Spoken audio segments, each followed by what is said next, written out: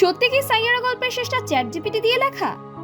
বলিউডের সাম্প্রতিক সেন্সেশন সাইয়ারা সিনেমার ক্লাইম্যাক্স নিয়ে চলছে জোর আলোচনা।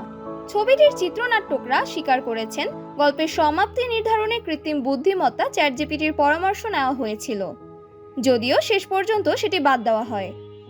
চিত্রনাট্যকার সংকল্প সদানা ও রোহন শঙ্কর চলচ্চিত্র বিশ্লেষক কমল নাহতাকে দেওয়া সাক্ষাৎকারে জানিয়েছে গল্পের শেষাংশ নিয়ে তারা দীর্ঘদিন ধরে দ্বিধায় ছিলেন। সহকারী চেতন নাইডু মজা করে চ্যাটজিপিটিকে প্রশ্ন করেছিলেন, মোহিত সুরি হলে কিভাবে এই ছবি শেষ করতেন। এর জবাবে এআই সুপারিশ করেছিলেন নায়িকা নায়ক উভয়ের মৃত্যু হওয়া উচিত। যদিও পরিচালক মোহিত সুরিও ট্র্যাজিক সমাপ্তির দিকেই ঝুঁকেছিলেন, কিন্তু শেষ মুহূর্তে সংকল্পের মাথায় আসে একটি হ্যাপি এন্ডিং যা পরবর্তীতে দর্শকদের হৃদয় জয় করবে। এর দিক থেকে সাইয়ারা ভারতীয় বাজার 300 কোটি রুপি অতিক্রম করেছে। বিশ্বব্যাপী আয় 500 কোটি রুপির ঘর ছুঁয়েছে। ধারণা করা হচ্ছে পাঠান এর গ্লোবাল বক্স অফিস রেকর্ডও ছাড়িয়ে যেতে পারে শীঘ্রই।